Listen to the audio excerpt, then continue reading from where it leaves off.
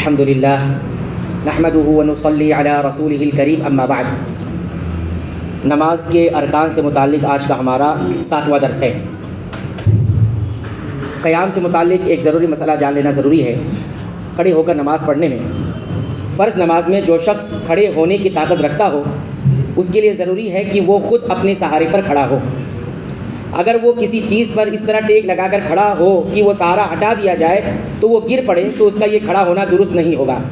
کسی دیوار کے سہارے، کسی آدمی کے سہارے یا کسی لکڑی کے سہارے وہ کھڑا ہے، بظاہر لگتا ہے کھڑا ہوا ہے، لیکن اگر وہ دیوار ہٹا دی جائے یا وہ دیوار سے ہٹ جائے یا وہ لکڑی جس پر ٹیکا لگایا وہ ہٹا دیا جائے یا وہ شخص ہے اس کو ہٹا دیا جائے یا کوئی اور چیز ہے، وہ گر پڑے گا۔ تو ایسی صورت میں ایسا انسان کھڑے ہو کر نماز نہیں ادا کر رہا ہے، اس کا یہ قیام معتبر نہیں ہوگا اور درست نہیں ہوگا۔ یہی بات مالکی حنبلی فقہا نے صراحت کے ساتھ کہی ہے، اور شافعیہ کے نزدیک بھی ایک قول یہی ہے کہ ایسا شخص حقیقت میں کھڑا شمار نہیں ہوتا۔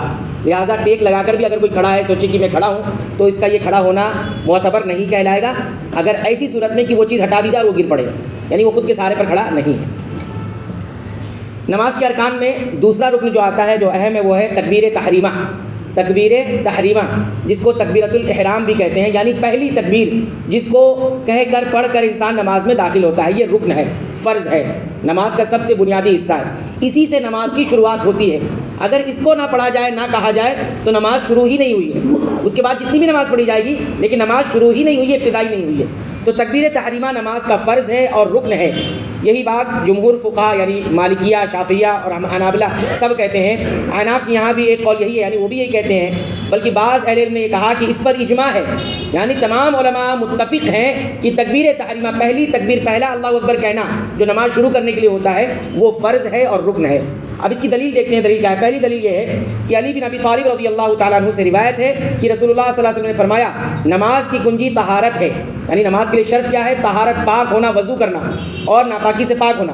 اس میں داخل ہونے کے لیے، نماز میں داخل ہونے کا ذریعہ کیا ہے؟ تکبیر ہے، یعنی اللہ اکبر کہنا ہے، اور اس سے نکلنے کا ذریعہ کیا ہے؟ سلام پھیرنا، یعنی السلام علیکم ورحمۃ اللہ، یہ کہنا کیا ہے؟ نماز سے نکلنا ہے، ختم کرنا ہے نماز کو، اور نماز میں داخل ہونا کیا ہے؟ فرمایا اللہ اکبر کہنا ہے۔ تو یہ دلیل ہے۔ نبی کریم صلی اللہ علیہ وسلم نے فرمایا تحریمها التکبیر، یعنی نماز میں داخل ہونے کا ذریعہ کیا ہے؟ تکبیر ہے، یعنی اللہ اکبر کہنا ہے۔ تو اس کا مطلب یہ ہے کہ نماز میں داخل ہونے اور دنیا کی عام باتوں کو حرام کرنے کا واحد طریقہ کیا ہے؟ تکبیر کہنا ہے۔ اس لیے ہم اس کو تکبیر تحریمہ کہتے ہیں۔ تحریم کا مطلب کیا ہوتا ہے؟ حرام قرار دینا۔ تحریم کا مطلب کیا ہوتا ہے؟ حرام قرار دینا۔ اب یہ تکبیر کہنے کے بعد کیا ہوتا ہے؟ بہت ساری چیزیں جو انسان کے لیے حلال تھی کچھ وقت کے لیے کیا ہو جاتی ہے؟ حرام ہو جاتی ہے۔ جیسے کھانا پینا اس تکبیر کے پہلے، بولنے سے پہلے حلال تھا، کھا سکتا تھا، لیکن تکبیر کہہ کر جب داخل ہو گیا تو اب وہ کھانا پینا کیا ہو گیا؟ اس نماز کے اندر حرام ہو گیا۔ بات چیت کرنا حلال تھا، حرام ہو گیا، اور دیگر چیزیں تھی جو حلال تھی اس میں جا کر حرام ہو گئی۔ اس لیے اس تکبیر کو ہم لوگ کیا کہتے ہیں؟ تکبیر تحریمہ یا تکبیرۃ الاحرام۔ یہ پہلی دلیل ہوئی۔ تو اس سے صاف معلوم ہوتا ہے کہ تکبیر تحریمہ کے بغیر نماز شروع ہی نہیں ہوتی۔ دوسری دلیل دیکھیے، لمبی روایت ہے، میں اس کا ترجمہ آپ کے سامنے رکھتا ہوں۔ ابو ہریرہ رضی اللہ تعالیٰ عنہ بیان کرتے ہیں کہ رسول اللہ صلی اللہ علیہ وسلم مسجد میں داخل ہوئے، ایک آدمی آیا، اس نے نماز پڑھی، پھر نبی کریم صلی اللہ علیہ وسلم کے پاس آ کر سلام کیا۔ آپ صلی اللہ علیہ وسلم نے سلام کا جواب دیا اور فرمایا واپس جا کر نماز پڑھو کیونکہ تم نے نماز نہیں پڑھی، حالانکہ نماز پڑھ کر آ رہے تھے۔ وہ آدمی واپس گیا اور پھر ویسے ہی نماز پڑھی جیسے پہلے پڑھی تھی، واپس آیا اور سلام کیا۔ نبی کریم صلی اللہ علیہ وسلم نے پھر فرمایا واپس جا کر نماز پڑھو کیونکہ تم نے نماز ہی نہیں پڑھی۔ یہ معاملہ کتنی مرتبہ ہوا؟ 3 مرتبہ ہوا۔ آخر میں اس آدمی نے کہا کہ اس ذات کی قسم جس نے آپ کو حق کے ساتھ بھیجا، یعنی اللہ کی قسم کھا کر، کہ مجھے اس کے علاوہ نماز پڑھنی نہیں آتی، جس طرح میں نماز پڑھ کر آ رہا ہوں آپ کے پاس یہی نماز مجھے پڑھنی آتی ہے، اس کے علاوہ اور کوئی طریقہ مجھے معلوم نہیں ہے جس کو نماز میں پڑھوں، آپ ہی مجھے سکھا دیجیے۔ اس آدمی نے کہا مجھے بتا دیجیے کیسے نماز پڑھنی ہے۔ تو آپ صلی اللہ علیہ وسلم نے اس کو نماز سکھاتے ہوئے کہا کہ جب تم نماز کے لیے کھڑے ہو تو سب سے پہلے تکبیر کہو۔ آپ نے کیا کہا؟ جب آپ نماز کے لیے کھڑے ہو، اس کا مطلب قیام، کھڑے ہونا بھی رکن ہے، فرض ہے، اور پھر آپ نے فوراً کہا تکبیر کہو، یعنی اللہ اکبر کہو۔ تو آپ نے حکم دیا کہ سب سے پہلے تکبیر کہو، پھر قرآن میں سے جو آسان ہو وہ پڑھو، یعنی سورہ فاتحہ کے بعد جو کچھ پڑھنا ہے وہ پڑھو، پھر رکوع کرو یہاں تک کہ رکوع میں اطمینان حاصل ہو جائے۔ پھر سارا طریقہ آپ صلی اللہ علیہ وسلم نے ترتیب سے ان کو سکھایا، بتایا۔